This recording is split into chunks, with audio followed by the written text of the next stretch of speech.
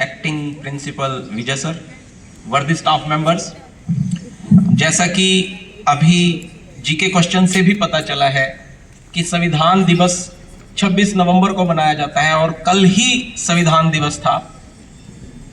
एक प्रोग्राम चला हुआ है पूरे देश में, क्योंकि हम डेमोक्रेटिक सेटअप में रहते हैं, रिपब्लिक हैं हम, और इसके क्या मीनिंग है ये आपके पास ये नॉलेज होनी चाहिए। एक तरह से पूरा खुशी, जश्न और राष्ट्रीय पर्व का त्योहार है, जो आप और हम आज खुली हवा में सांस ले रहे हैं। ये सारी चीजें इसी के ऊपर बेस है। तो आज सबसे पहले 2-4-5 मिनट का हम ये सेशन करेंगे, जिसमें आपको ढेर सारी संविधान से जुड़ी हुई जानकारियां भी दूंगा मैं, और संविधान की जो आत्मा है प्रेम्बल, जिसमें कि सारे संविधान का निचोड़ सामने ही रख दिया है एक पेज में हमारे संविधान निर्माताओं ने। आप इंटरेस्ट लेके पढ़ना शुरू कीजिए। आप पूरे देश का जो डेमोक्रेटिक सेटअप, इतने बड़े देश को कानून कैसे बांध के रखता है, प्रत्येक व्यक्ति के ऊपर नजर रखता है, प्रत्येक व्यक्ति को अपनी जिम्मेदारी का एहसास दिलाता है।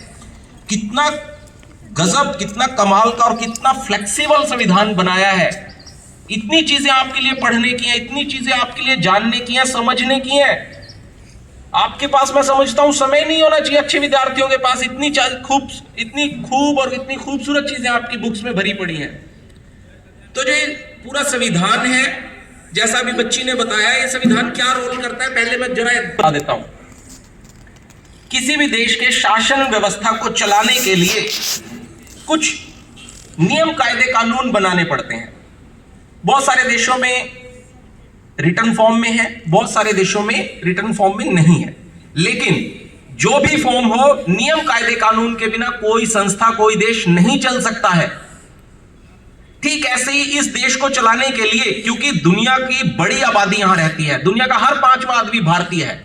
इस पूरी दुनिया में जितने भी लोग रहते हैं, अगर हम उनको एक लाइन में खड़ा कर दें, हर पांचवा व्यक्ति भारतीय होगा, हर 5वां व्यक्ति भारतीय होगा। यानी इतनी बड़ी आबादी को सिस्टम से चलाने के लिए, कंट्रोल करने के लिए कुछ कायदे कानूनों की आवश्यकता थी।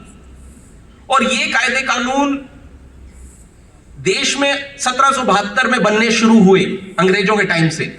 उससे पहले तो प्रिंसली स्टेट्स थे। प्रिंसली स्टेट्स ने अपने हिसाब से जो चीजें सिस्टम में चली आ रही थी लॉन्ग टाइम से, उसी को फॉलो किया। लेकिन तरीके से 1772 में पहली बार रेगुलेटिंग एक्ट आया। वहां से धीरे धीरे ये प्रोसेस चली। 1935 में आते आते एक बहुत बड़े रूल्स बुक बन चुकी थी भारत में, जिसको बोला जाता है भारत अधिनियम 1935। और मैं उसका जिक्र क्यों कर रहा हूं, जबकि जिक्र तो मुझे 1947 का करना चाहिए।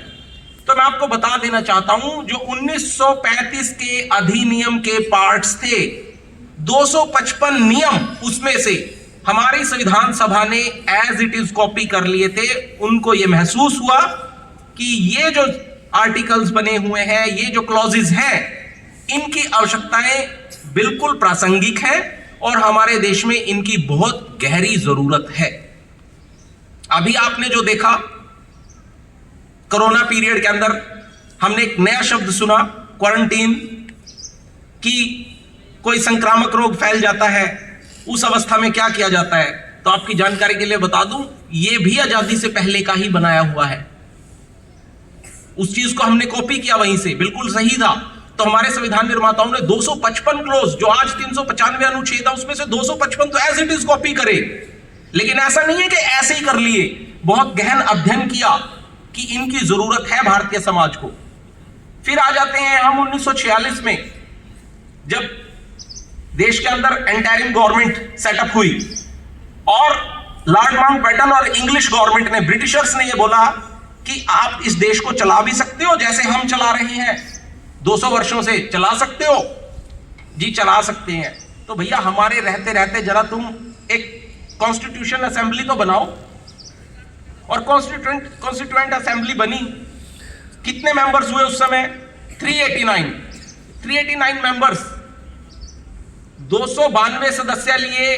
डायरेक्ट जो ब्रिटिशर्स रूल कर रहे थे जिन स्टेट्स के ऊपर भारत में, 292 मेंबर वहां से उठाए गए। कुछ प्रिंसली स्टेट्स थे जिन्होंने पैरामाउंटेंसी कबूल की हुई थी, पैरामाउंट सी का मतलब होता है कि क्राउनशिप मानी जाएगी रानी विक्टोरिया की या जो भी वहां पर उस समय राज कर रहा है, और लोकल राजा गद्दी पे बैठेगा, वो उसके लिए टैक्स कलेक्टर का काम करेगा, मुखौटा राजा होगा।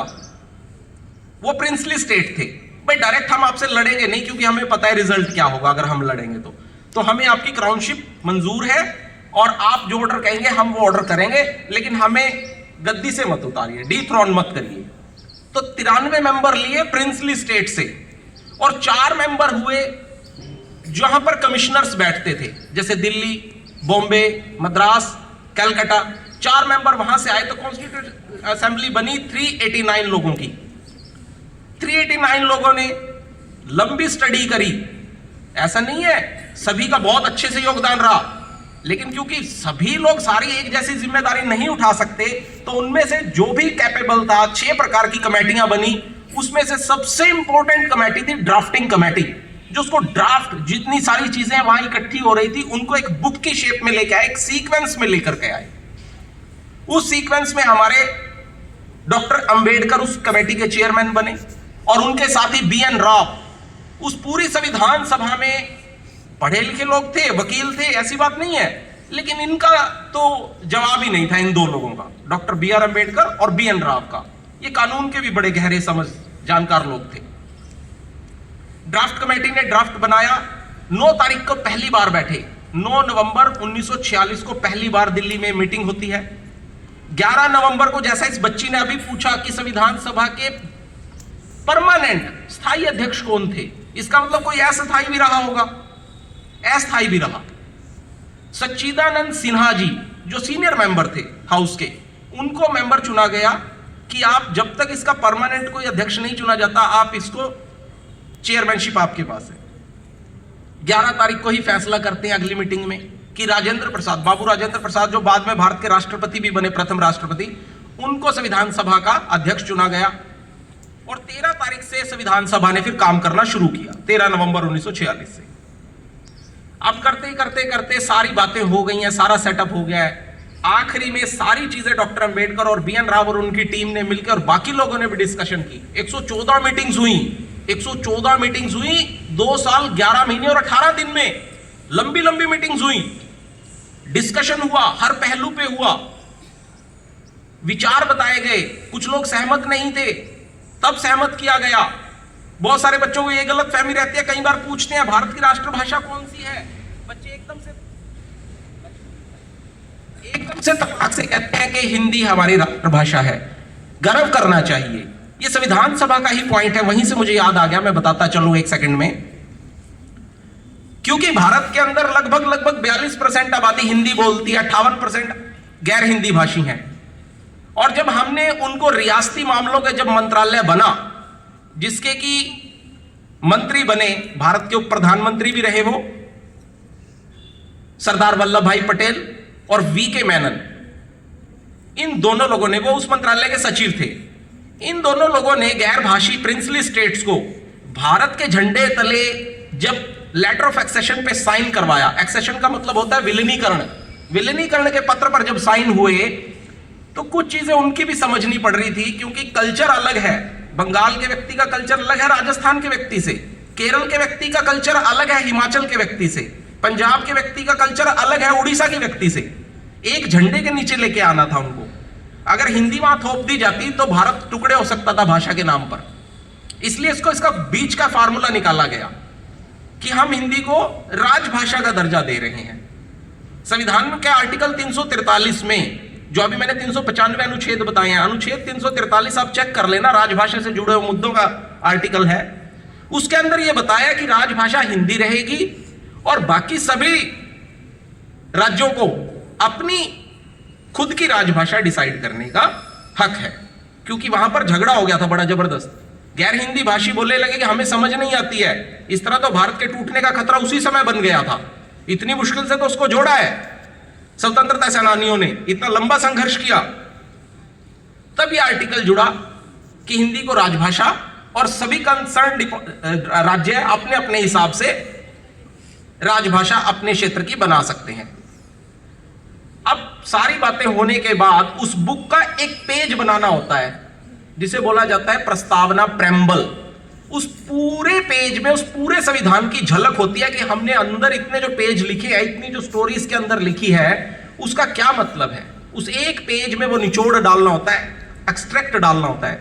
तो सभी बच्चे खड़े हो जाएं, हम उसकी संविधान की शपथ भी लेंगे, और इसका मतलब मैं संविधान की शपथ के बाद आपको 1 मिनट में वो भी समझाऊंगा कि ये संविधान क्या है, शपथ क्या है।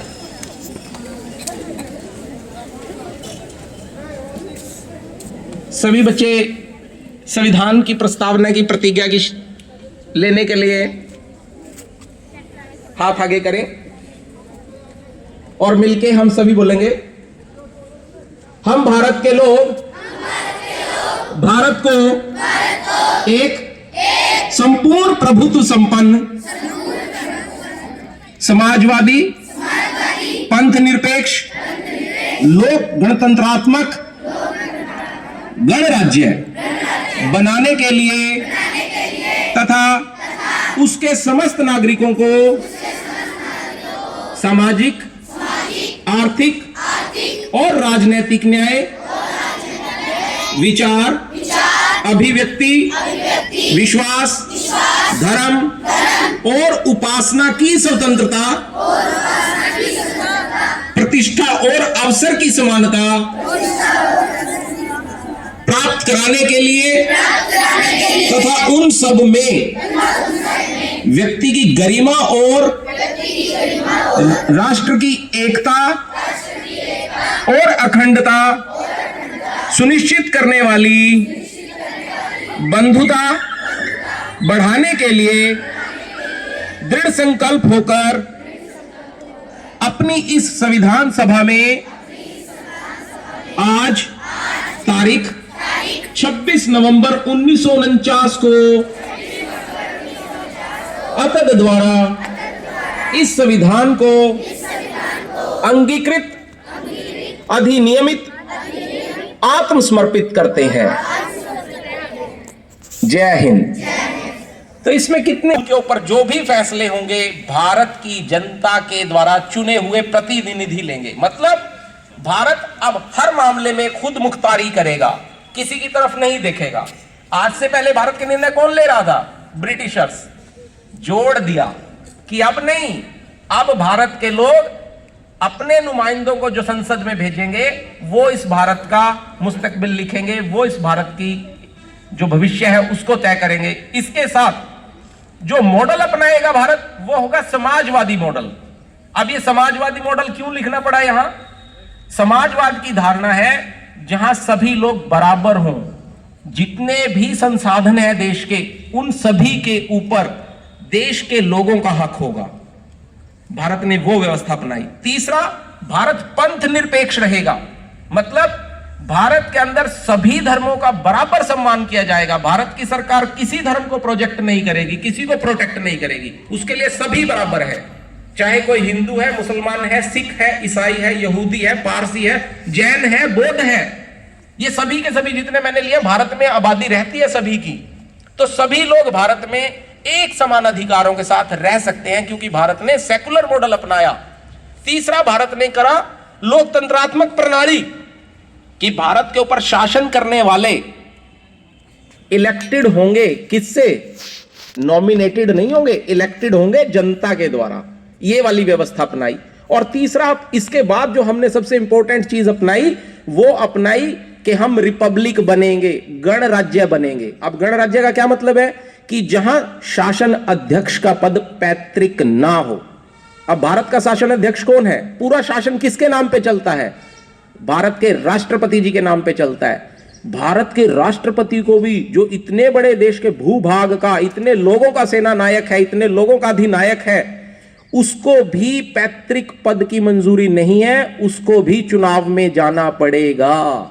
यानी प्रत्येक व्यक्ति के लिए अवसर की समानता है, प्रत्येक व्यक्ति वहां जा सकता है, चुनाव लड़ सकता है। देश के संसाधनों पर इस जनता का हक है, इस देश के संसाधन इस देश की पब्लिक के लिए यूज किए जाएंगे। ये सारे के सारे सिस्टम भारत ने अपने संविधान में जो अंदर लिखा उसका निचोड़ यहां डाला। तो आप सभी से भी उम्मीद करता हूं कि आप सभी की बुक्स में ये पहला पेज होता है, इसलिए मैं आज ये बुक लेके आया हूं। इसको पढ़ें, इसको समझें, बहुत डीप मीनिंग है इसके अंदर।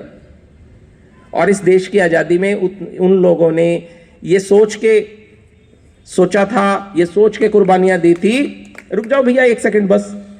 ये एक कि हमारे बच्चे, हमारे लोग इस गुलामी की जंजीरों को तोड़ के आपसी भाईचारे में, जो इसमें भी लिखा है, प्यार से रहेंगे।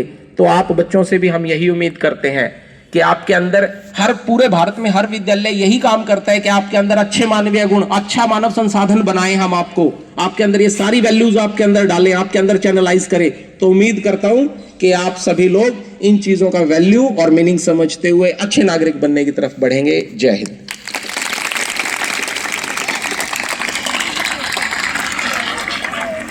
Thank you everyone. Now we